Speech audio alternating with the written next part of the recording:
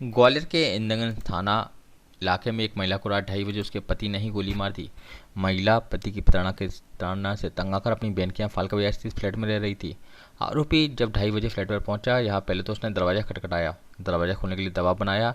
जब महिला ने इनकार किया तो वह किचन की खिड़की तक आ गया और यहाँ उसने कट्टे से फायर कर दिया।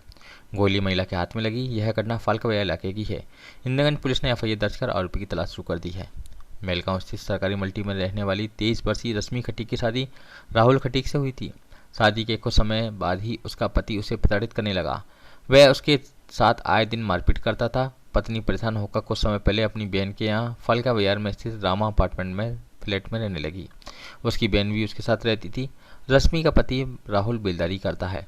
रात करीब 2:30 बजे राहुल फ्लैट पर गया और उसने दरवाजा खटखटाया। फिर रश्मि के मोबाइल पर कॉल किया। रश्मि से दरवाजा खोलने के लिए बोला, लेकिन उसने सुबह आने की बात कही तो वह धमकाने लगा। रश्मि उस समय किचन में थी, तभी उसका पति फ्लैट के पीछे से किचन की खिड़की पर आ गया। यहाँ उसने कट्टे से फायर कर दिया। गोली रश्मि के हाथ में लगी और फिर गेट में जा धंसी। गोली लगते ही रश्मि चीखी तो आरोपी भाग गया।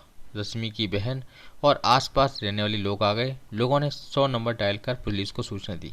सूचना मिलने के बाद इंदिरा थाने की फोर्स यहाँ पहुंचा और उसे अस्पताल ले गया। अस्पताल में उसका इलाज चल रहा है। आरोपी पर पुलिस ने एफआईआर दर्ज कर ली है।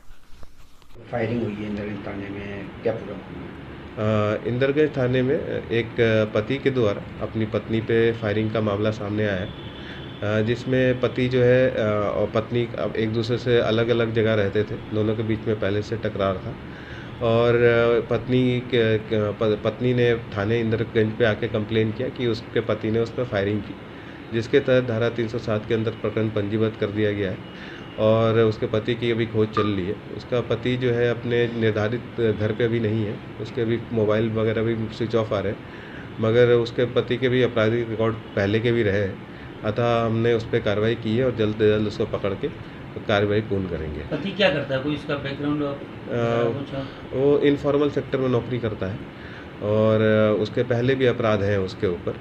इसके पहले भी वो अपराध कर चुका है। उसने फायरिंग की थी तो उसमें जो मेडिकल उसका जो पत्नी का हुआ है उसमें गन शॉट इंजरी आया है और छर्रे से चोट लगना उसमें दिखाया है लड़की उसके पत्नी का।